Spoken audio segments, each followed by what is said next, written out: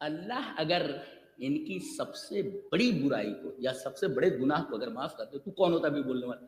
میں آپ سے بولوں، شرک کے بعد گناہوں میں سے جو بڑے بڑے گناہ ہیں ان میں جانتے ہیں ایک گناہ ہے میدان جنگ سے بھاگنا. کتنا بڑا گناہ ہے. وَمَن يُوَلِّهِمْ يَوْمَئِذٍ دُبُرَهُ إِلَّا مُتَحَرِّفًا لِقِتَالٍ او متحیزا الی فئة فقد باء بغضب من اللہ ومأواہ جہنم وبئس المصیر.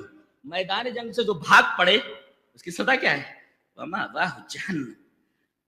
کچھ صحابہ کرام نکل پڑے. اللہ نے فرمایا ان الذین تولوا منکم یوم التقى الجمعان، جب دو لشکر آمنے سامنے ہوئے تو تم میں سے کچھ لوگ پیٹ پھیر، ومن یولہم، پیٹ پھیر لے انہوں نے، بھاگے ہو. اچھا ایسا کیوں ہوا؟ انما استزلهم الشیطان ببعض ما کسبوا، ان کی بعض خطاؤں کی وجہ سے شیطان نے ان کو پھسلا دیا ان کو، استدل پھسلا دیا ان کو، اور یہ خطا کر بیٹھے، یہ بھاگ پڑے.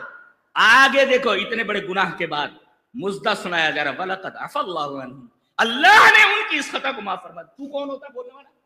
تو کون ہوتا ہے بولنے والا؟